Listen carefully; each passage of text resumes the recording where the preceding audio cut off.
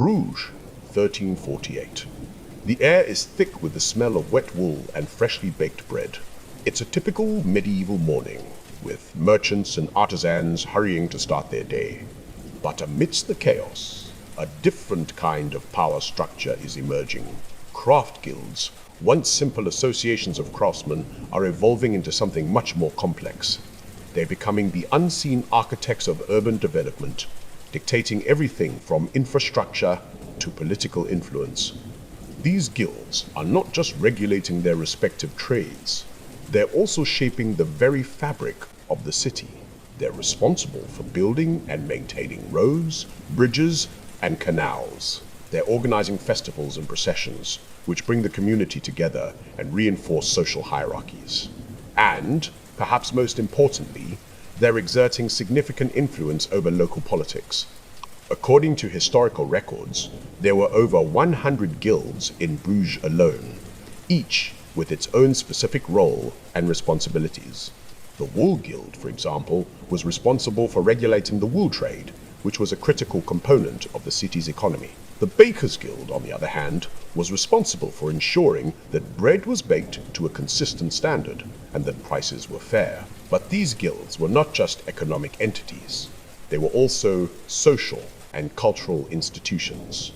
They provided a sense of community and belonging for their members, who were often migrants from rural areas. They offered training and apprenticeships, which helped to pass on skills and knowledge from one generation to the next, and they played a critical role in shaping the city's cultural landscape through their patronage of the arts and their support for local festivals and traditions. In fact, the guilds were so powerful that they even had their own systems of justice and governance. They had their own courts, which heard cases related to trade disputes and other guild-related matters. And they had their own forms of punishment, which ranged from fines and imprisonment to public shaming and expulsion from the guild. But the guild's influence extended far beyond their own members. They played a critical role in shaping the city's infrastructure, from the construction of roads and bridges to the development of public spaces like parks and squares. They worked closely with the city authorities to regulate trade and commerce, and to ensure that the city remained a competitive and attractive place to do business. And yet, despite their significant influence, the guilds were not without their challenges. They faced opposition from the city authorities, who were often wary of their power and influence. They faced competition from other guilds, which sought to undermine their position and gain an advantage for themselves. And they faced the constant threat of social unrest and rebellion as the city's population grew and became increasingly discontented with the existing social and economic order. So, how did the guilds respond to these challenges? They adapted and evolved, developing new strategies and tactics to maintain their position and influence. They formed alliances with other guilds and with the city authorities, which helped to strengthen their position and secure their interests. And they invested in the city's infrastructure, which helped to attract new trade and commerce and to secure the city's position as a major economic hub. In fact, the guilds were so successful that they continued to play a major role in the city's development for centuries to come. They survived the Black Death, which devastated the city's population and economy in the 14th century. They survived the rise of the nation-state, which challenged the power and influence of the guilds and the city authorities. And they even survived the Industrial Revolution, which transformed the city's economy and society in ways that were both profound and far-reaching. Today, the legacy of the medieval guilds can still be seen in the city's architecture, its culture, and its economy. The guild halls, which once served as the centers of guild activity, are now museums and tourist attractions. The streets and squares, which were once filled with the sound of hammering and the smell of freshly baked bread, are now filled with the sound of tourists and the smell of waffles and chocolate. And the city's economy, which was once driven by the wool trade, and other medieval industries, is now driven by tourism and technology. But despite these changes, the city's medieval past remains a powerful and enduring part of its identity. The guilds, which once played such a critical role in shaping the city's development, are still remembered and celebrated today, and their legacy continues to inspire and influence the city's culture and economy in ways that are both visible and invisible. So, what can we learn from the story of the medieval guilds? We can learn about the importance of community and cooperation in shaping the development of a city and its economy. We can learn about the power of adaptation and evolution in responding to challenges and securing success. And we can learn about the enduring legacy of the past in shaping the present and the future. As we explore the history of the medieval guilds, we begin to see the city in a new light.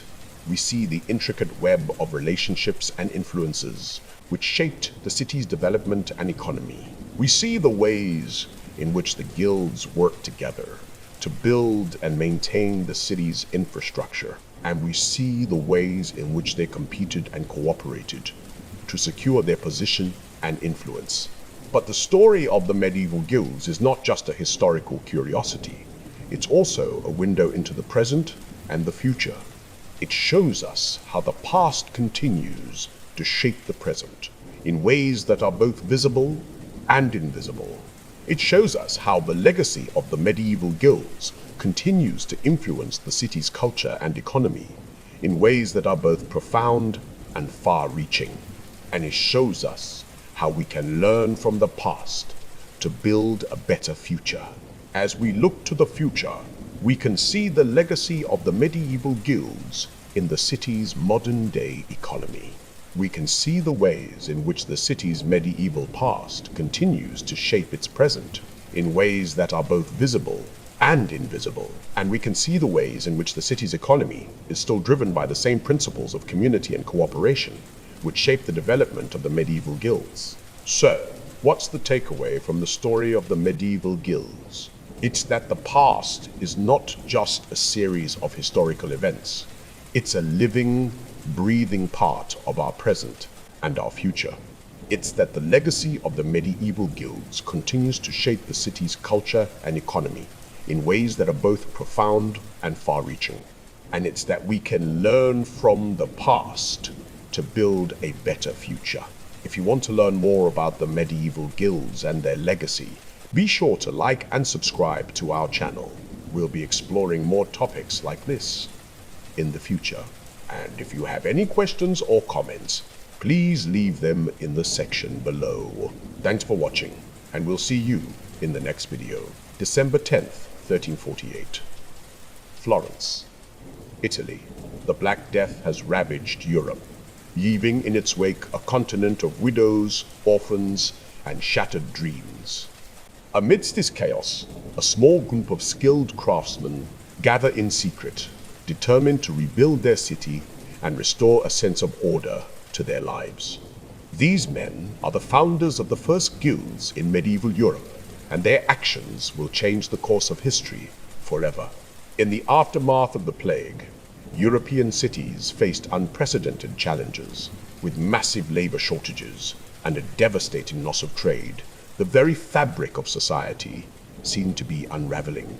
It was in this context that guilds emerged as a powerful force for social and economic change. By organizing themselves into tight-knit groups, craftsmen were able to regulate their trades, set standards for quality and apprenticeship, and negotiate with city authorities for better working conditions and protection. One of the earliest and most influential guilds was the Arte della Lana, or the Wool Guild, in Florence. Founded in the late 13th century, this guild brought together wool merchants, weavers, and dyers to coordinate the production and trade of woolen textiles. By controlling the entire supply chain, from raw materials to finished goods, the Arte della Lana was able to dominate the European wool market, generating vast wealth and influence for its members. As guilds spread throughout Europe, they began to exert a profound impact on urban development. By providing training and apprenticeships, guilds helped to create a skilled and specialized workforce, which in turn drove innovation and technological progress. Guilds also played a crucial role in shaping the physical landscape of cities as they constructed grand buildings, bridges, and public works that reflected their wealth and prestige. But guilds were not just economic or cultural institutions. They were also powerful political actors. By organizing themselves into tight-knit groups, guild members were able to exert significant influence over city governments and trade policies. In some cases, guilds even formed alliances with nobles and monarchs, securing lucrative contracts and monopolies that further amplified their power and wealth. As we explore the world of medieval guilds, it's clear that these organizations were far more than just craft associations or trade unions. They were the unseen architects of urban development, dictating everything from infrastructure to political influence, and fundamentally shaping the very fabric and future of Europe's burgeoning cities. And yet, despite their profound impact, guilds remain a relatively understudied aspect of medieval history. So, what can we learn from the rise of guilds in medieval Europe? First and foremost, we see the power of collective action and organization in shaping the course of history. By banding together and coordinating their efforts, guild members were able to achieve far more than they could have as individual craftsmen or merchants. We also see the importance of innovation and adaptation in the face of changing circumstances, whether it's the Black Death, the rise of new technologies, or the shifting tides of trade and commerce. As we delve deeper into the world of medieval guilds, we'll encounter a complex web of relationships, alliances, and rivalries that shaped the course of European history. We'll meet the charismatic leaders and visionary entrepreneurs who drove the growth and success of guilds, as well as the ordinary men and women who worked tirelessly behind the scenes to build and sustain these powerful institutions. And we'll explore the lasting legacy of guilds, from the magnificent architecture and art of medieval Europe to the modern trade unions and professional associations that continue to shape our world today. So, join me on this journey into the fascinating world of medieval guilds as we uncover the hidden power structures and unseen forces that shape the course of European history. From the grandeur of guild halls to the intricacies of trade and commerce, we'll explore the complex and often surprising story of how guilds rose to prominence and how their legacy continues to influence our world today. Like and subscribe for more content, and let's dive into the next section, Guilds and Urban Development. Florence, 1375. The sound of hammers ringing against metal, the smell of freshly baked bread wafting through the air, and the sight of merchants haggling over goods in the bustling market square. It's here, in the heart of this medieval city, that the guilds, those seemingly simple craft associations, were secretly shaping the very fabric of urban development. You might think that guilds were just groups of skilled craftsmen getting together to share tips and trade secrets, but the truth is, they were so much more than that. According to the World History Encyclopedia, guilds were essential for the organization of urban society in the late Middle Ages, structuring the urban economy and playing a crucial role in the dense urban landscape. They were the unseen architects of urban development, dictating everything from infrastructure to political influence. Let's take the Cloth Guild, for example. On February 10th, 1287, the Arte della Lana, the Wool Merchants Guild, was officially recognized by the city of Florence. This guild didn't just regulate the production and trade of wool, it also built roads, bridges, and canals to facilitate the transportation of goods. In fact, the construction of the Ponte Vecchio, that iconic bridge lined with shops, was financed in part by the guild. But what about the other guilds? The stonemasons, the carpenters, the bakers? Each one of them played a vital role in shaping the city's landscape. The stonemasons, for instance, were responsible for building the Duomo, that breathtaking cathedral that still dominates the city's skyline today. And the bakers?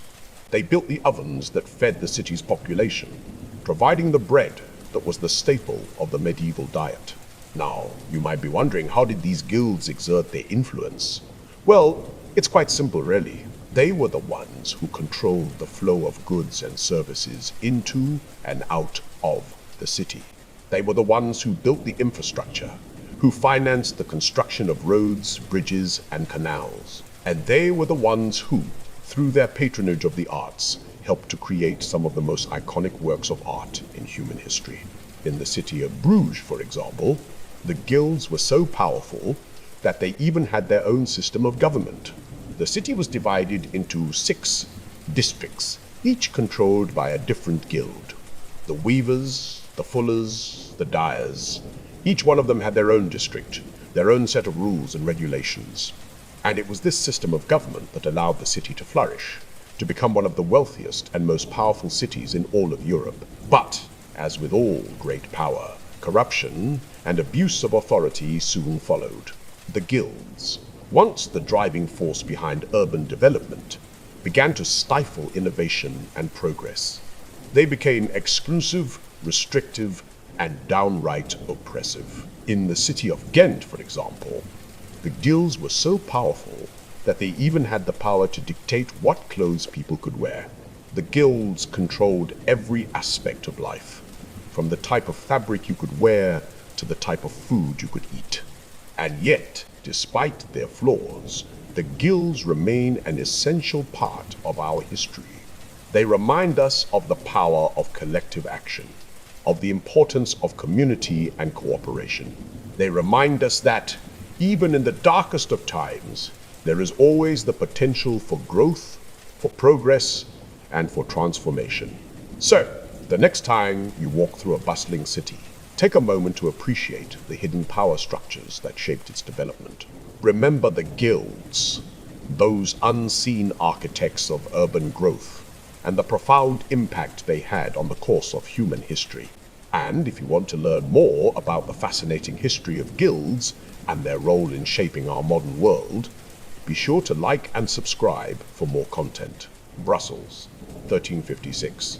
The sound of hammers ringing against metal, the smell of freshly baked bread wafting through the air, and the sight of bustling streets filled with merchants and artisans. This is the world of medieval guilds, where craftsmen and traders came together to shape the very fabric of urban society. But guilds were more than just associations of skilled workers. They were the unseen architects of politics, dictating everything from infrastructure to influence.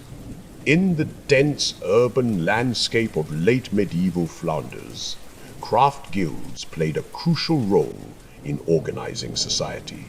They structured the urban economy, regulated trade, and even influenced the social hierarchy. But what made these guilds so powerful? The answer lies in their ability to balance economic interests with social and political leverage. Let's take the example of the Weavers' Guild in 14th century Ghent. With over 2,000 members, this guild was one of the most powerful in the region. They controlled the production and trade of textiles, setting prices, and regulating quality standards. But their influence didn't stop there. They also had a significant say in local politics, with many guild members holding public office. This blurred the lines between economic and political power, creating a complex web of interests and alliances. According to historical records, the Weavers' Guild in Ghent was so influential that it even had its own system of justice. They could arrest, try, and punish their own members, as well as non-guild members who broke their rules. This level of autonomy was unprecedented, and it gave the guild a significant amount of power and authority. But how did guilds like the Weavers' Guild in Ghent manage to accumulate so much power? The answer lies in their ability to organize and mobilize their members. Through a system of apprenticeships, journeymen, and master craftsmen, Guilds created a sense of community and solidarity among their members. This allowed them to present a united front in negotiations with the city authorities and other guilds. As we delve deeper into the world of medieval guilds, we begin to see a complex landscape of alliances, rivalries, and power struggles. Guilds like the Weavers' Guild in Ghent were not just economic associations, they were also social and political entities that shaped the very fabric of urban society. They influenced the built environment, the social hierarchy, and even the cultural identity of the city. But what about the impact of guilds on politics? How did they manage to exert their influence on the city authorities and other guilds? The answer lies in their ability to create complex networks of alliances and patronage. Guilds like the Weavers' Guild in Ghent formed alliances with other guilds, creating a web of relationships that spanned the entire city. They also formed relationships with the city authorities, offering support and loyalty in exchange for protection and privileges. In the city of Brussels, for example, the guilds played a crucial role in shaping the city's politics. The guilds of craftsmen and traders formed a powerful alliance, which they used to negotiate with the city authorities and other guilds. This alliance allowed them to exert significant influence over the city's trade policies, taxation, and even its foreign policy. As we explore the world of medieval guilds, we begin to see a complex picture of power, influence, and social hierarchy. Guilds were not just associations of skilled workers. They were also social and political entities that shaped the very fabric of urban society. They influenced the built environment, the social hierarchy, and even the cultural identity of the city. In conclusion, the world of medieval guilds was a complex and fascinating place where craftsmen and traders came together to shape the very fabric of urban society. Guilds like the Weavers' Guild in Ghent were not just economic associations. They were also social and political entities that exerted significant influence over the city authorities and other guilds. As we continue to explore the history of medieval guilds, we will see how they managed to accumulate power, influence, and wealth, and how they shaped the course of European history. Speaking of guilds and their influence on politics, it's worth noting that their legacy can still be seen today.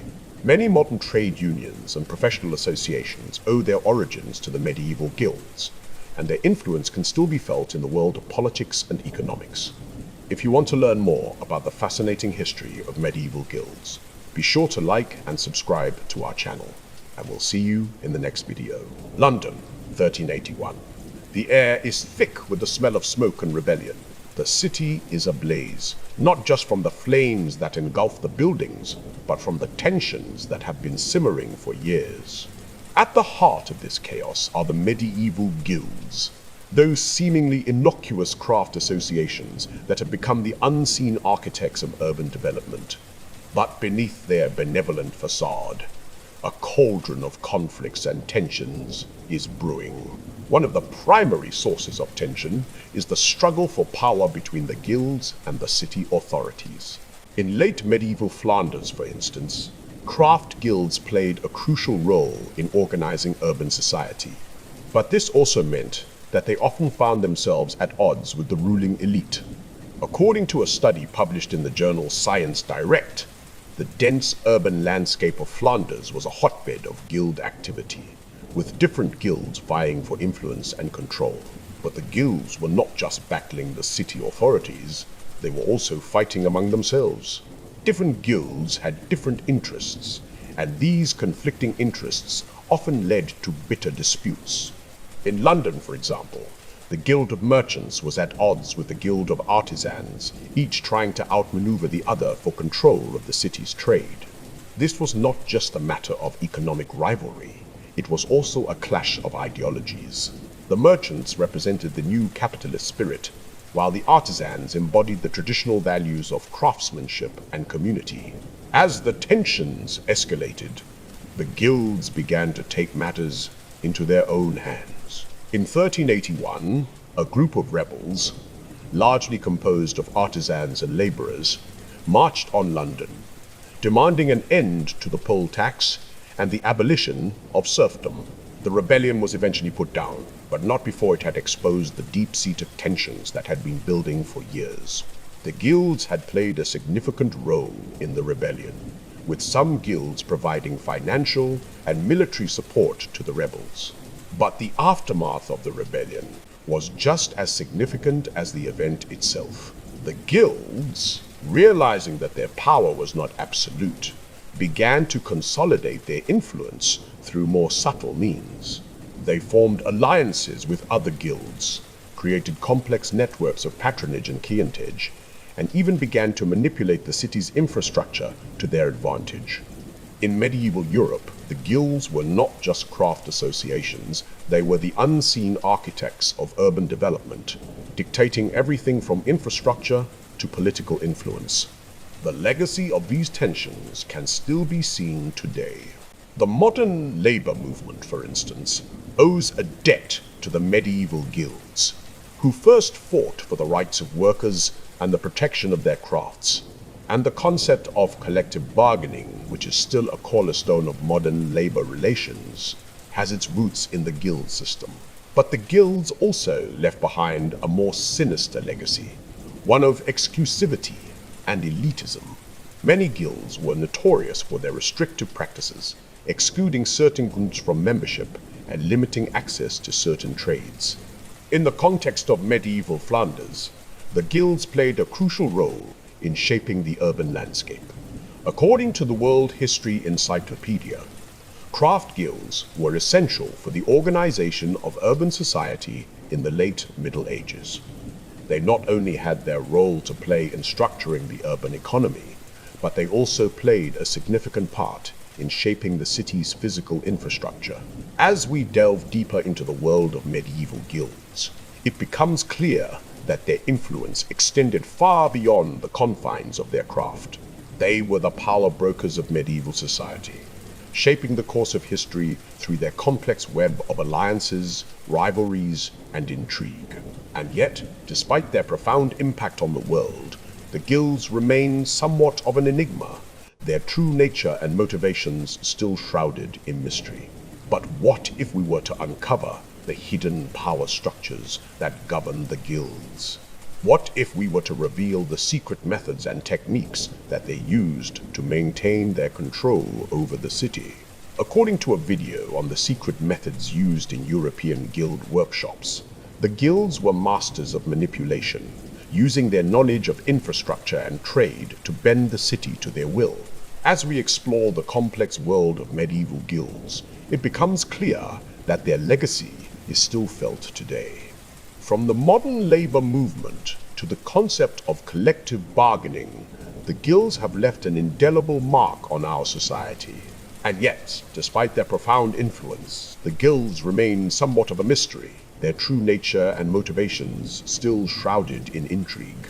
In the next section, we'll explore the fascinating story of how the medieval guilds shaped the course of history, and how their legacy continues to influence our world today.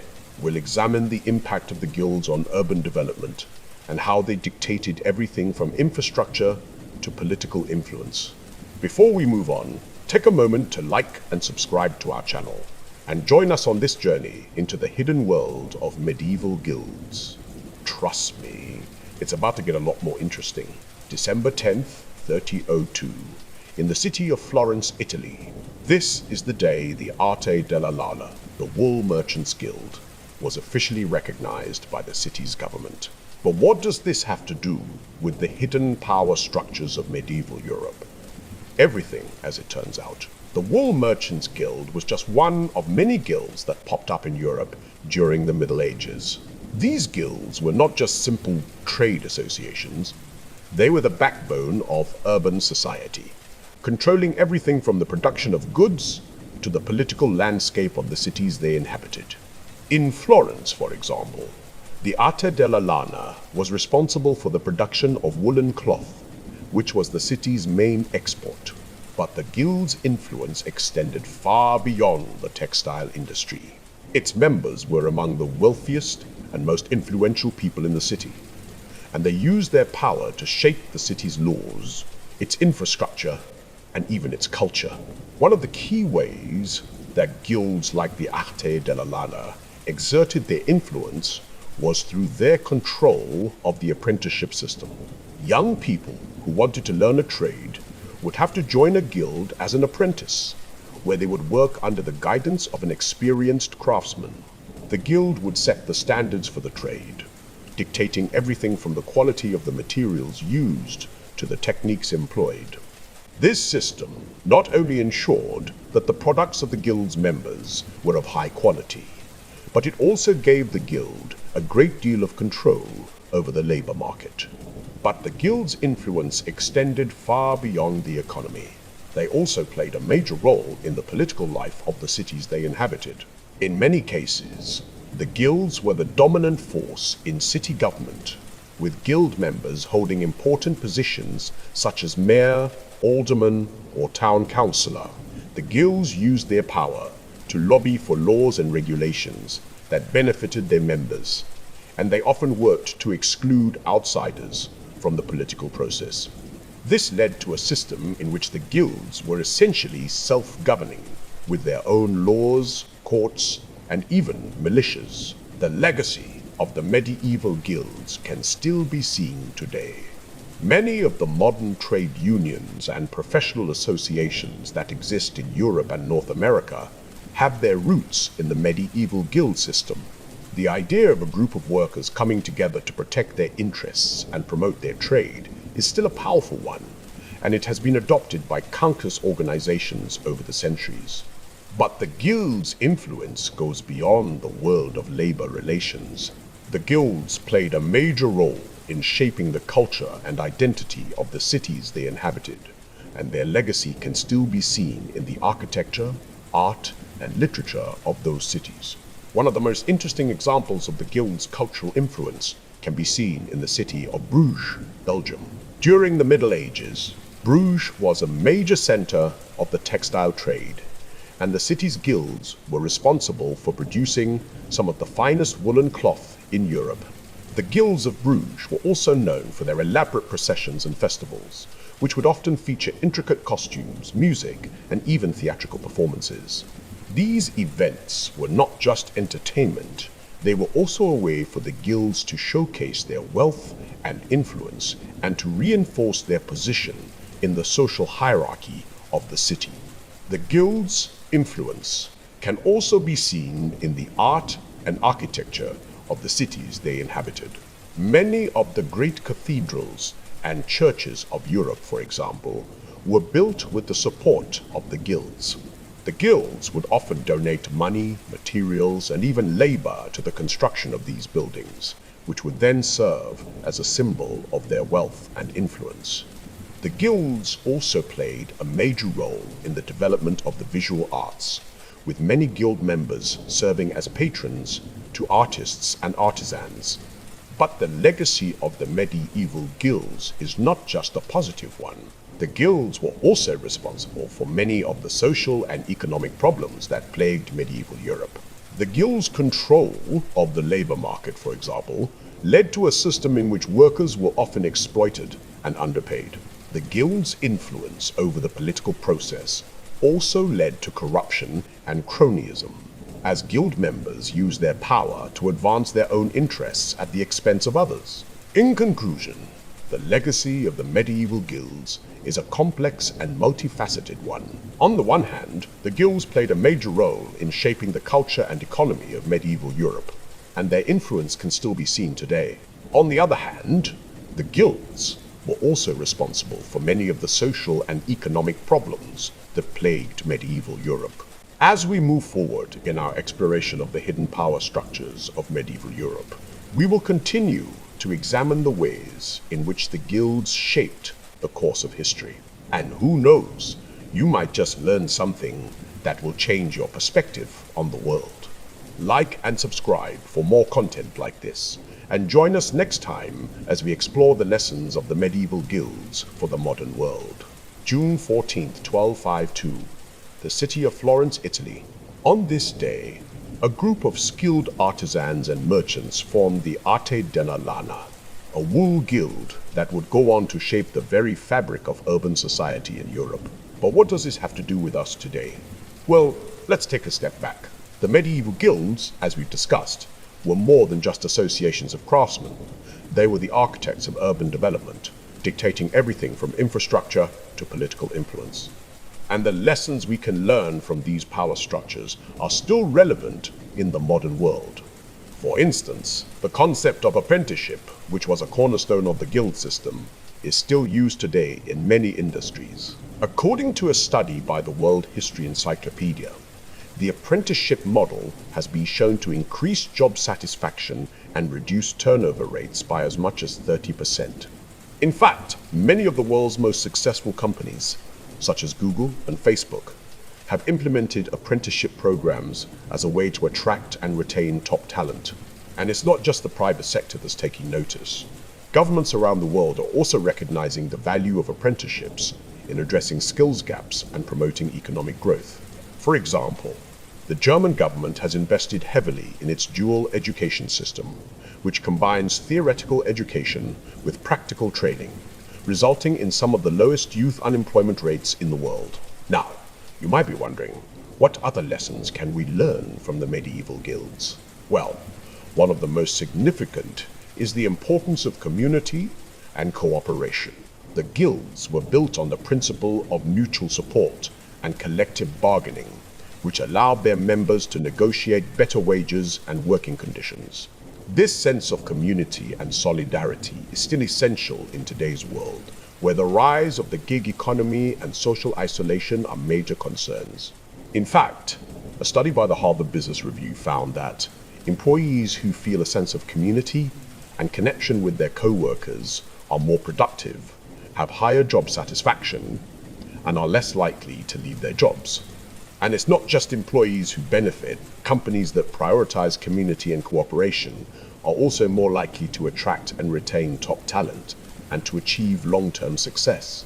For example, the company Patagonia, which is known for its environmental responsibility and social activism, has a strong sense of community and cooperation among its employees, which has contributed to its success and reputation as a leader in the outdoor apparel industry. But here's the thing. The medieval guilds were not without their flaws. They were often exclusionary and restrictive, limiting access to certain trades and professions to those who were already part of the guild. And this is a lesson that we can still learn from today. In the modern world, we still see examples of exclusionary practices and restrictive access to certain industries and professions. For instance, a study by the Economic Policy Institute found that the lack of diversity in the tech industry is due in part to the fact that many companies rely on referrals from current employees to fill job openings, which can limit opportunities for underrepresented groups. However, there are also many examples of companies and organizations that are working to increase diversity and inclusion in their industries.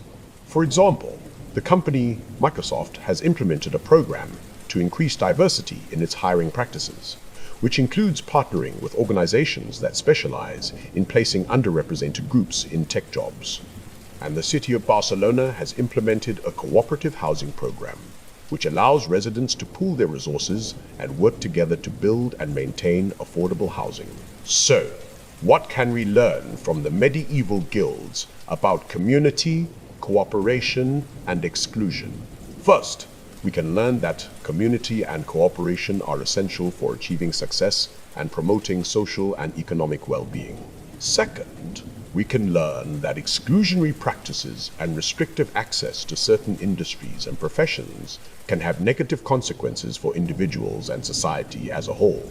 And third, we can learn that by working together and prioritizing community and cooperation, we can build more inclusive and equitable societies. Now, let's talk about the role of guilds in shaping urban development. As we've seen, the medieval guilds played a significant role in shaping the physical and social infrastructure of European cities. They built roads, bridges, and buildings, and established systems for governance and trade. And this is a lesson that we can still learn from today. In the modern world, we still see the impact of urban planning and development on the social and economic well-being of cities and their residents. For example, a study by the Urban Institute found that cities with well-planned and well-maintained infrastructure, such as public transportation and green spaces, tend to have higher levels of economic growth and social mobility. And the city of Copenhagen, which has invested heavily in its cycling infrastructure, has seen a significant reduction in traffic congestion and air pollution, as well as an increase in economic growth and tourism. But here's the thing, the medieval guilds were not just limited to Europe. Similar guild systems existed in other parts of the world, such as the Ottoman Empire and China. And these guild systems played a significant role in shaping the social and economic development of these regions. For instance, the Ottoman guilds were known for their sophisticated systems of apprenticeship and skill transmission, which allowed them to maintain high standards of craftsmanship and innovation. In fact, the Ottoman guilds were so renowned for their expertise that they were often sought after by European merchants and traders. And this is a lesson that we can still learn from today. In the modern world, we still see the importance of international trade and cooperation in promoting economic growth and development. For example, the rise of global supply chains has created new opportunities for businesses and entrepreneurs to connect with customers and partners around the world. However, it's also important to recognize the challenges and complexities of international trade and cooperation. For instance, a study by the World Trade Organization found that small and medium-sized enterprises often face significant barriers to entry in global markets, including lack of access to finance and technology. And the city of Shenzhen, which has become a major hub for international trade and innovation, has struggled with issues of pollution and inequality. So, what can we learn from the medieval guilds about international trade and cooperation? First, we can learn that international trade and cooperation can have significant benefits for economic growth and development. Second, we can learn that there are also challenges and complexities to international trade and cooperation, including issues of inequality and environmental sustainability. And third, we can learn that by working together and prioritizing cooperation and mutual support, we can build more inclusive and equitable global systems. In conclusion, the medieval guilds have much to teach us about community, cooperation, exclusion, urban development, and international trade. By studying these power structures, we can gain a deeper understanding of how to build more inclusive and equitable societies, and how to promote economic growth and development in a way that benefits everyone. And that's why it's so important to learn from history and to apply the lessons of the past to the challenges of the present. Speaking of learning from history, if you want to learn more about the medieval guilds and their impact on modern society, be sure to like and subscribe to our channel. We'll be exploring more fascinating topics in history and examining their relevance to the world we live in today. Thanks for watching, and we'll see you in the next video. December 7, 1499. The medieval guilds, those unseen architects of urban development, were at the height of their power. They dictated everything from infrastructure to political influence, fundamentally shaping the very fabric and future of Europe's burgeoning cities. But, as we've seen, their impact was far more complex, far more nuanced than we might have initially thought. Consider, for a moment, the role that guilds played in the organization of urban society. They weren't just craft associations. They were the backbone of the urban economy. In late medieval Flanders, for example, craft guilds were essential for structuring the urban economy, and their influence extended far beyond the realm of trade. They helped to shape the very culture of the cities in which they operated, influencing everything from art to architecture. But, as with all things, the power of the guilds was not without its costs. The exclusivity, the strict regulations, the stifling of innovation, all of these factors contributed to a system that was, in many ways, rigged against those who were not part of the guild. The merchants, the artisans, the laborers, All of these individuals were forced to navigate a complex web of rules and regulations, all designed to maintain the power and influence of the guilds. And yet, despite these limitations, the guilds played a crucial role in shaping the course of European history.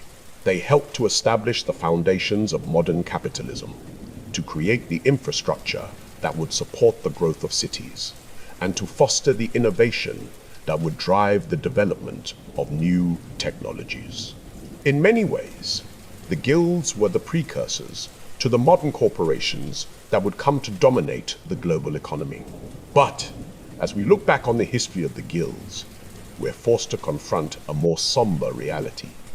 The power of the guilds was, in many ways, built on the backs of those who were excluded from their ranks. The women, the minorities, the laborers, all of these individuals were forced to navigate a system that was designed to keep them in their place. The guilds, in many ways, perpetuated the social and economic inequalities that have plagued human societies for centuries. As we reflect on the legacy of the guilds, we're forced to confront the darker aspects of their history, the exploitation, the oppression, the marginalization of certain groups. All of these factors must be taken into account when we consider the impact of the guilds on European society. And yet, despite these limitations, the guilds remain an essential part of our collective heritage, a reminder of the complex, often fraught history that has shaped the world in which we live. So, what can we learn from the history of the guilds? How can we apply the lessons of the past to the challenges of the present? These are the questions that we must ask ourselves as we navigate the complex, often treacherous landscape of modern society. The guilds may be a thing of the past, but their legacy lives on. A reminder of the power of human ingenuity, of the importance of community and cooperation, and of the need for social justice and equality. As we look to the future, we must be mindful of the past. We must learn from the successes and failures of the guilds and apply those lessons to the challenges that we face today. We must strive to create a more just, more equitable society, one that values the contributions of all individuals, regardless of their background or circumstances. This is the legacy of the guilds, a reminder of the power of human creativity and the importance of community and cooperation. In the end, the story of the guilds is a complex, often contradictory one. It is a story of power and privilege, of exclusion and marginalization. But it is also a story of creativity, of innovation, and of the human spirit. As we reflect on the legacy of the guilds, we are forced to confront the darker aspects of our collective history, but we are also reminded of the incredible achievements that have been made possible by human ingenuity and cooperation. As we conclude this journey through the history of the guilds, we are left with more questions than answers. What does the future hold for our cities, our societies, and our economies? How can we learn from the successes and failures of the past and apply those lessons to the challenges that we face today? These are the questions that we must ask ourselves as we navigate the complex, often uncertain landscape of modern society. And so, as we look to the future, we must be mindful of the past. We must learn from the successes and failures of the guilds and apply those lessons to the challenges that we face today. We must strive to create a more just, more equitable society, one that values the contributions of all individuals, regardless of their background or circumstances. This is the legacy of the guilds, a reminder of the power of human creativity and the importance of community and cooperation. If you've enjoyed this journey through the history of the guilds, be sure to like and subscribe for more content. November 12th, 1800. The Industrial Revolution is in full swing, and Europe's cities are transforming at an unprecedented rate. But as we reflect on the journey that brought us to this point, it's clear that the seeds of urban development were sown centuries earlier, in the midst of medieval Europe's thriving guild culture. As we've explored throughout this journey, guilds were far more than simple craft associations. They were the backbone of urban society, providing a framework for artisans to practice their trades, for merchants to ply their wares, and for cities to grow and prosper. From the humble beginnings of small-town guild halls to the grandeur of Gothic cathedrals, the influence of guilds can be seen in every aspect of medieval urban life. But as the medieval period drew to a close, the guild system began to face challenges from without and within. The rise of nation-states and the growth of international trade led to increased competition and regulation, eroding the guild's traditional monopolies and privileges. At the same time, internal conflicts and power struggles between different guilds and factions weakened the system from within, making it harder for guilds to adapt to changing circumstances. And yet, despite these challenges, the legacy of the guilds continued to shape urban development in profound ways. The apprenticeship system, which had been at the heart of guild culture, remained a cornerstone of vocational training, providing a pathway for young people to acquire skills and enter the workforce. The concept of guild halls and community centers also persisted, evolving into modern forms such as trade unions, cooperatives, and community organizations. As we look out upon the modern cityscape, it's striking to consider how many of the underlying structures and institutions that govern our lives have their roots in the medieval guild system.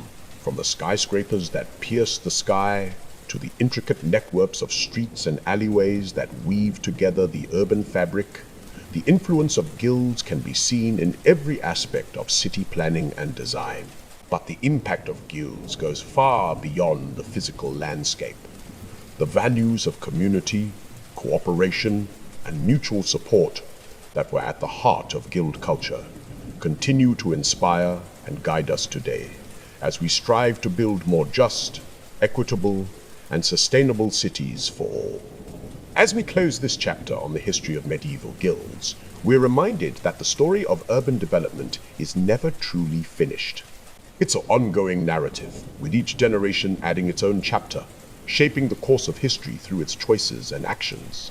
And as we look to the future, it's clear that the lessons of the guilds, their emphasis on community, cooperation, and social responsibility, will remain essential guides for building the cities of tomorrow. So as we move forward, let's not forget the unseen architects of urban development, who, centuries ago, laid the foundations for the modern city. Let's honor their legacy by building cities that are more just, more equitable, and more sustainable for all. If you've enjoyed this journey through the history of medieval guilds, be sure to like and subscribe for more content that explores the fascinating stories and hidden connections that shape our world. As we wrap up this journey through the hidden power structures of medieval Europe, one thing becomes abundantly clear. The medieval guilds were far more than just craft associations. They were the masters of their own destiny and the destiny of the cities they inhabited. From the stonemasons who built the grand cathedrals to the merchant guilds that controlled the flow of goods, these organizations wielded an enormous amount of power and influence. And it's not just the physical landscape that they shaped. The guilds also played a significant role in shaping the social and economic fabric of medieval society. They provided a sense of community and belonging for their members, who were often bound together by a shared sense of purpose and identity. But they also created a system of hierarchy and privilege, where those who were born into the right family or had the right connections could rise to the top, while others were left behind. As we've seen, the guilds were not just passive actors in the medieval economy. They were active participants who used their wealth and influence to shape the course of trade and commerce. They invested in new technologies, like the water wheel and the windmill, which helped to increase productivity and efficiency. They also developed new forms of business organization, like the partnership and the joint stock company, which allowed them to pool their resources and spread their risk. But the guild's power and influence were not without cost. They were often at odds with the monarchies and nobilities of medieval Europe, who saw them as a threat to their authority. They were also criticized for their exclusivity and elitism, which limited access to certain trades and professions, and they were often plagued by internal conflicts and power struggles, which could lead to instability and chaos. Despite these challenges, the guilds remained a powerful force in medieval Europe for centuries. They continued to shape the course of trade and commerce, and to influence the social and economic fabric of medieval society. And their legacy can still be seen today in the modern businesses and industries that they helped create. So what can we learn from the medieval guilds? For one thing, we can see the importance of community and cooperation in achieving economic success. The guilds were able to thrive because they were able to work together, sharing their knowledge and resources to achieve common goals. We can also see the value of innovation and adaptation, as the guilds were able to respond to changing circumstances and develop new technologies and business models. And finally, we can see the dangers of unchecked power and privilege. The guild's exclusivity and elitism limited access to certain trades and professions, and created a system of hierarchy and privilege that persists to this day. As we move forward in our own economic and social development, it's worth remembering the lessons of the medieval guilds and striving to create a more inclusive and equitable system for all. If you've made it this far, then you're probably interested in learning more about the fascinating history of medieval Europe. And that's exactly what we'll be exploring in our next video, where we'll be delving into the world of medieval trade and commerce. From the spice routes of the East to the wool markets of England, we'll be following the flow of goods and money that helped to shape the medieval economy. So be sure to like and subscribe to our channel so you can stay up to date on all our latest videos and explorations. And if you have any questions or comments about the medieval guilds or any other topic, be sure to leave them in the comments section below. We'd love to hear from you and to continue the conversation about the fascinating history of medieval Europe.